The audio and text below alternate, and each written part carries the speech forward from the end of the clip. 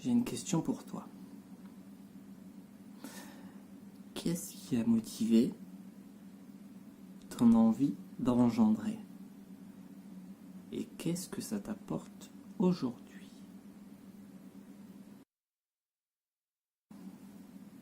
Question toute bête qui débute une petite vidéo toute bête. Mais en vérité, cette question, elle a son importance, tu vas très vite comprendre. Je vais te raconter une petite histoire. Une petite histoire qui va te toucher et dans laquelle tu vas peut-être te reconnaître.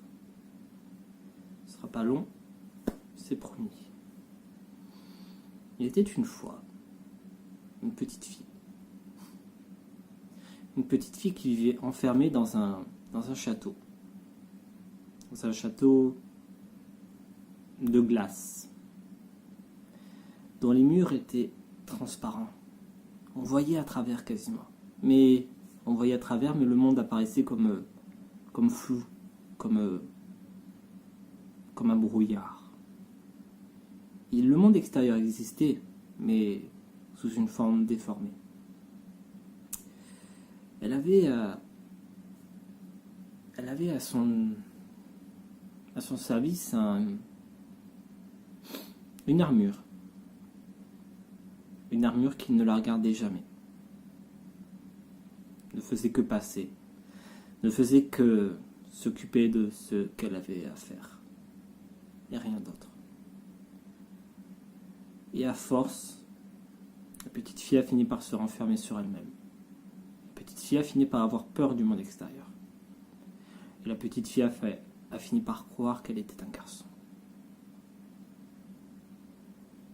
Dans un corps de garçon. Entre guillemets.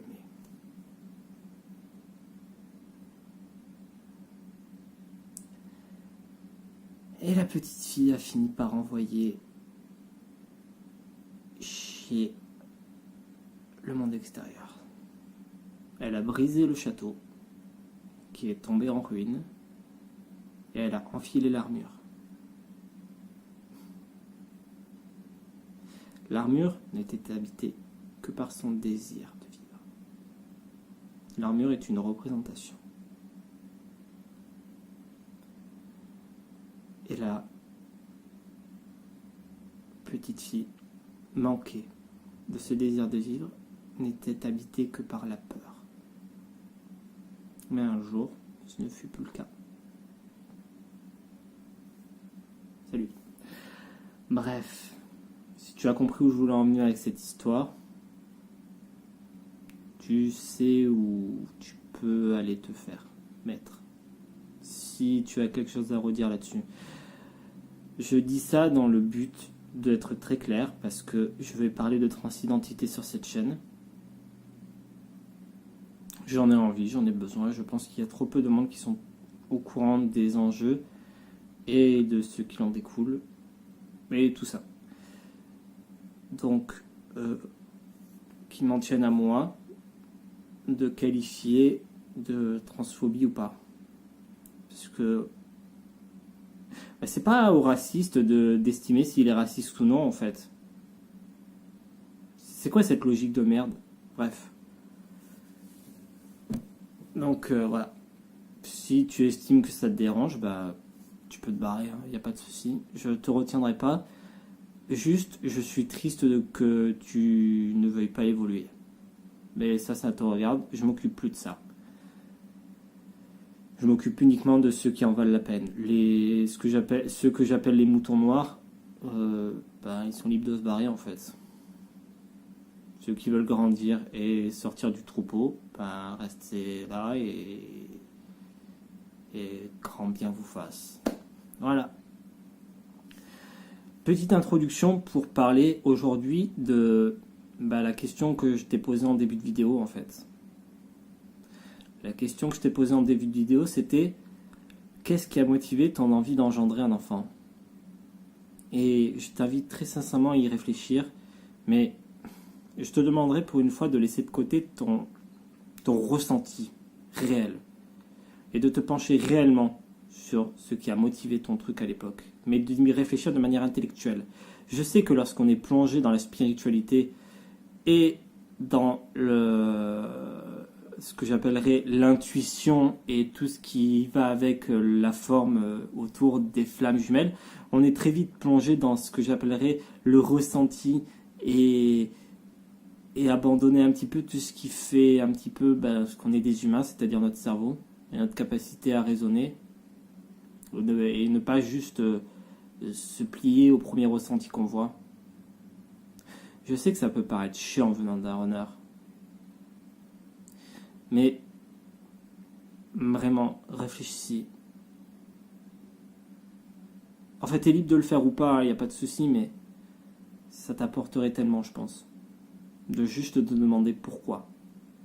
Parce que je les connais, hein, ceux qui font des gosses, la plupart du temps, dans la majorité des cas que je rencontre, ce sont des personnes qui vont me répondre qui l'ont fait parce que c'est comme ça qu'on s'épanouit et qu'on devient une personne accomplie.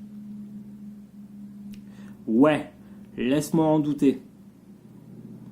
Parce que, désolé de te casser comme ça, mais qu'est-ce que tu appelles une personne accomplie? Qu'est-ce que ça veut dire pour toi être accompli? Quoi, c'est avoir un enfant, avoir une femme, un gosse, une maison, un appart, un boulot, une voiture peut-être? Quoi, c'est ça pour toi, un accomplissement de sa personne, vraiment? C'est tout? Enfin, si c'est pour faire comme monsieur et madame tout le monde, autant aller te pendre, hein. Enfin, je veux pas être méchante ou quoi, mais à un moment donné, réfléchis. À un moment donné, arrêtez de toujours vous... En fait, ce qui m'énerve le plus, c'est que les gens ne se posent pas les bonnes questions et ne posent pas les bonnes questions, parce que je vais te dire ce que j'entends très souvent, c'est pourquoi est-ce que toi tu ne fais pas de gosse, t'en as pas envie?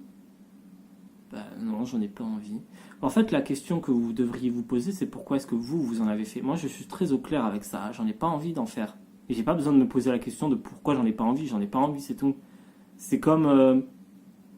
moi, je trouve que ça fait très intrusif, en fait. Parce que c'est comme demander à une personne qui veut pas coucher avec toi, de demander pourquoi est-ce que tu veux pas coucher avec moi? Parce que la personne elle n'a pas envie, c'est tout. Elle ressent pas l'envie de le faire, c'est tout. S'il faut justifier sa non-envie,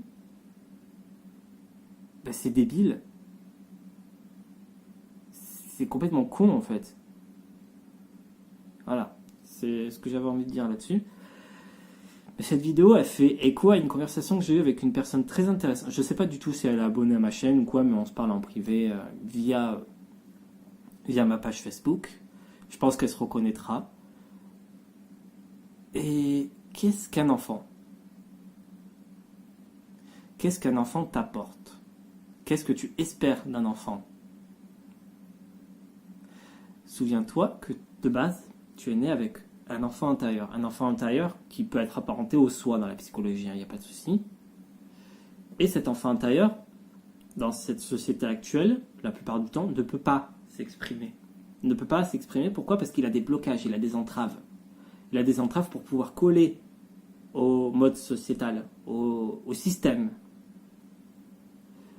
Et on s'est demandé, est-ce que l'enfant auquel tu donnerais naissance ne serait pas une forme de matérialisation de ce que tu perçois inconsciemment de ton enfant intérieur? Et ce que tu perçois de ton enfant intérieur de manière déformée, est-ce que ce ne serait pas ça qui ferait que tu serais sans cesse en désaccord avec ton enfant, puisque cet enfant ne peut jamais correspondre à 100% à ce que tu espères? Parce que n'oublions pas une chose, c'est que l'enfant auquel tu donnes naissance, ce n'est pas un rôle, ce n'est pas une poupée qui résulte par la magie du Saint, de Dieu, de ton esprit ou de ton cœur. Il ne vient pas de ton cœur, le gosse.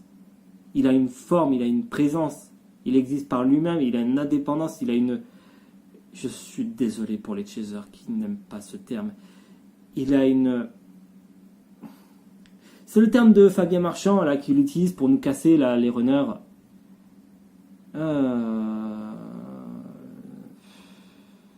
Tu sais, ça a un rapport avec la royauté. Enfin, tu me diras en commentaire. Peut-être que je le retrouverai en cours de vidéo, c'est pas grave.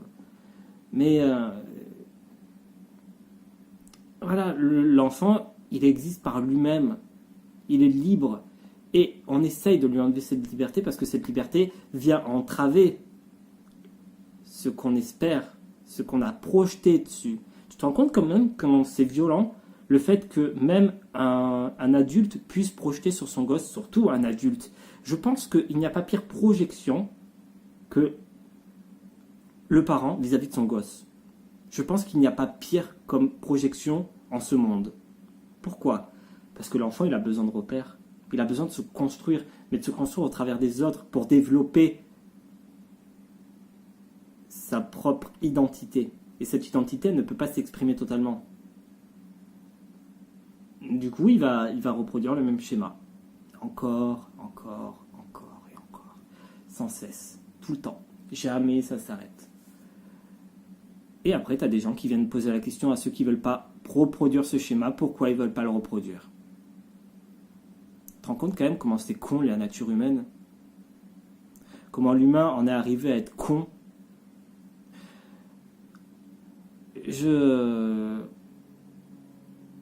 En fait, j'en ai rien à foutre parce qu'on me dit souvent que mes vidéos sont vulgaires, agressives et que je devrais me calmer. En fait, là, je suis très calme. C'est ça le pire. C'est que vous projetez votre souveraineté, voilà, bref. Vous projetez votre impression que vous avez de moi vis-à-vis de la colère et vous me la projetez à la gueule en pensant que là, je ressens de la colère. Non, en fait, je suis juste révolté. Mais je suis révolté pour une bonne raison. Et j'estime que vous avez aussi à l'être. C'est tout. Mais je suis pas énervé là en fait. Je suis très calme. C'est ça le pire. Et c'est ça qui, à mon avis, doit vous décevoir parce que vous pensez que vous avez une forme d'emprise, d'accroche. Mais non, vous n'en avez aucune. Parce que là, je ne veux pas vous laisser vous accrocher à moi. Je vais vous laisser avec vous-même. C'est ça le but de ma vidéo. Vous laisser seul avec vous-même. Arrêtez de vouloir me raisonner. Arrêtez de vouloir me projeter des trucs. C'est pas comme ça que vous allez avancer en fait. Je suis pas là pour que vous m'aidiez. C'est ça le truc. Si vous êtes abonné à ma chaîne, c'est que vous voulez, mais vous entendez ce que j'ai à dire. C'est dans ce sens-là en fait. C'est pas dans l'autre. Tu vois. Je sais très bien ce que j'ai à faire et je discute avec suffisamment de personnes instruites et intelligentes et de bons conseils et que j'apprécie pour pouvoir évoluer par moi-même. Et si j'ai besoin de voir des personnes qui ont besoin de m'apprendre en vidéo, j'irai le faire. Mais j'irai pas projeter quoi que ce soit sur eux. Je laisserai l'information entrer en moi. C'est tout. Il n'y a pas besoin de projeter, il n'y a pas besoin.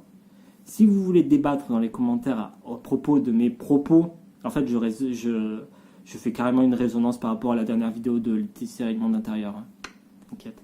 Mais je comprends très bien ce que tu as voulu dire. C'est pour ça.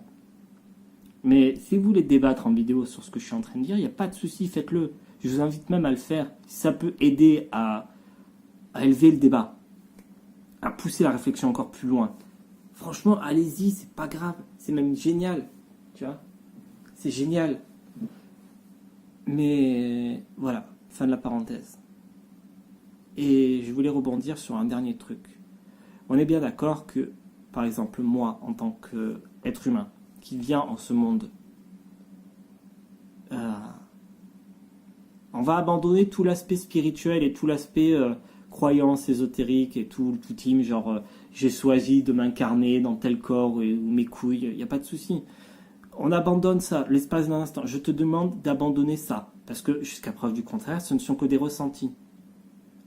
Et là, je te parle du monde physique, tel qu'il est. Je sais que c'est dur hein, pour toi, particulièrement pour les chasers. Non, je rigole. Non, je sais que ça peut être dur quand tu as des croyances là-dessus et tout, et que tu es certain et que tu as du mal. Mais pour une fois, je te demande d'abandonner tout ça. Après, tu pourras les récupérer à la sortie, il n'y a pas de souci. Mais, On est bien d'accord que lorsque tu donnes naissance, que ce soit par convention ou autre, tu signes un contrat. Tu signes un contrat de protection et d'épanouissement vis-à-vis de ton gosse. Ton gosse, jusqu'à preuve du contraire, c'est un être vivant. C'est un être vivant qui demande à s'épanouir et qui, jusqu'à preuve du contraire, de par son jeune âge, ne peut pas. Ne peut pas, pourquoi? Parce que ce monde est violent. Ce monde n'est pas adapté pour laisser un être humain de cet âge entre les griffes acérées et agressives de la populace. Et il a besoin de toi pour survivre et pour grandir. Donc, tu as signé un contrat. Donc, ne t'étonne pas, en fait, si ce gosse vient réclamer, vient au service après-vente lorsque le contrat n'est pas rempli. C'est ça que j'ai toujours trouvé assez formidable avec les parents qui se plaignent. Mais c'est pas le gosse qui a rempli un contrat, le gosse il y est pour rien. Je sais que ça va faire jaser et que ça va emmerder plus d'un parent et tout et que ça va vous casser les burnes. Mais l'enfant il n'y est pour rien, l'enfant il n'a pas la capacité de tenir par lui-même. Il n'a pas les fonctions qui font que vous êtes un parent et que vous êtes un adulte, qui font que vous pouvez tenir dans ce monde. Lui, il ne peut pas. Il est obligé de s'appuyer sur vous. Il est obligé. Et de par son jeune âge, il n'a pas le même mode d'expression que vous. Ce que j'entends par là, c'est que vous, lorsque vous avez mal, vous avez une certaine capacité à l'exprimer. Vous avez une certaine capacité à l'écrire, à le faire sortir par la voix, par les gestes. Par les gestes, justement. L'enfant, le problème avec l'enfant, c'est que justement, il est privé de cette compréhension de ses émotions, parce que c'est un enfant. Et donc, il va le traduire par, la plupart du temps, je ne dis pas que c'est tout le temps le cas, il va le traduire par une gestuelle, par un comportement type. Et j'ai remarqué autour de moi que la plupart des parents ne comprennent pas que ces comportements types sont des signaux que l'enfant vous envoie pour signifier un mal-être. Les parents s'arrêtent la plupart du temps à ce signal et se disent que c'est juste que l'enfant est impropre ou mal élevé ou autre. Et ça renforce le mal-être, tout simplement. L'enfant, il est petit. L'enfant, il a besoin de vous. Et l'enfant, il vous parle. Il serait temps de l'écouter, peut-être. Et il serait temps d'écouter ça aussi, l'enfant intérieur. Parce que l'enfant n'est pas une projection de ça. Il est toujours là. Il est toujours là, en fait. Et il attend que vous vous tourniez vers lui pour pouvoir comprendre le marmot. Je sais, cette vidéo, elle est dure. Et je sais que je fais des affirmations. Mais je fais des affirmations pour que vous puissiez rebondir dessus et signifier votre désaccord. Donc, faites-le. Si vous en avez l'envie et le besoin. Je compte revenir pour une série de vidéos sur les petits chasers. J'ai beaucoup de trucs à dire sur vous. Ça va m'amuser. Ça va vous amuser. Et une autre série de vidéos sur la transidentité. D'ailleurs, je tenais à remercier Laetitia parce que c'est grâce à ton dernier coup de gueule que tu m'as redonné la force de recommencer les vidéos parce que j'avais plein d'idées mais j'avais franchement pas la motive. C'est un truc de fou. Donc voilà. Allez, ciao. À la prochaine.